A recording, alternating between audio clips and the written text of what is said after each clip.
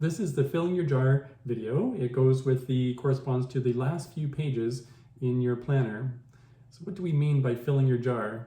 So if you imagine a jar, and if you had to put things in the jar, I want to sort of ask, like, how do you know when it's full? How do you know when your life is full?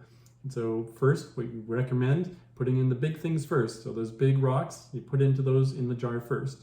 If you put in the little things, like fill it all up with sand, then there's no room for those big rocks. And so here in this metaphor, we're talking about putting in the big rocks first. And then you can fill it in with maybe pebbles, something a little bit smaller, and then the sand, and then maybe even water, just to completely fill up your life. And when we're talking about filling our jar and looking at the big things, why would we want to do that? Why would you want to talk to your clients about doing this kind of an approach? Like, do you talk to your clients about what are some big things that they really want to get done in the year? Mm-hmm. So similar to the Declare Your Vision, it's important, and you might want to do this early on when you get the UForward Planner, to think about your whole year as a very high level activity.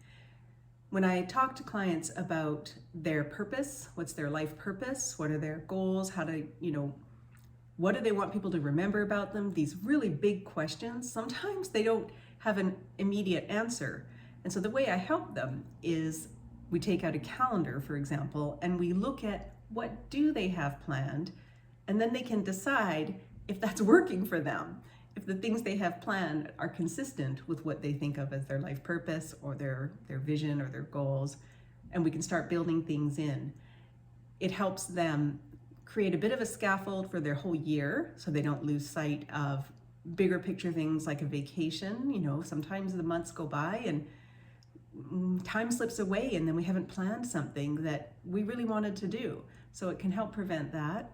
But it also helps them look forward to things. It's nice to see, I have a vacation planned in the summer, and if I just can work hard and hold out until then, I know that I'll have a good long rest. For example, I find looking at the year helps me feel more anchored in time and experience the passage of time more visually, and that helps me a lot.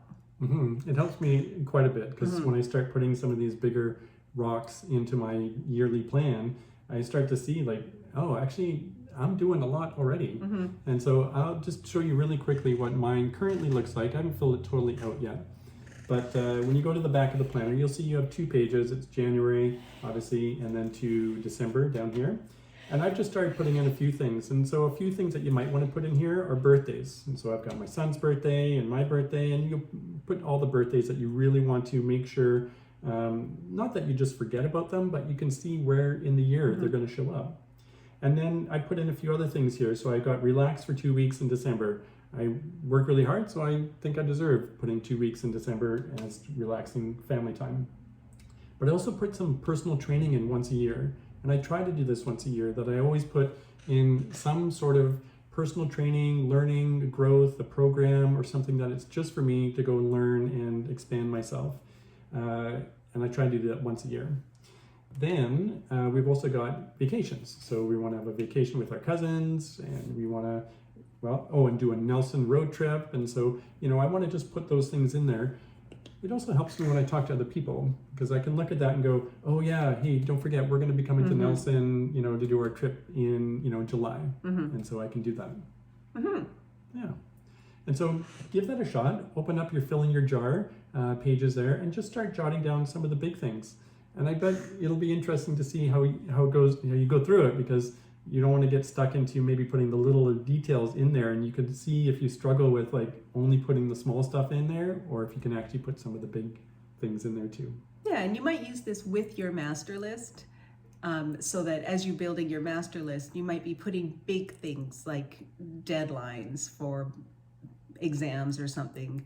They go together, because when we're doing the master list and we're doing the filling your jar, these are all high-level tasks.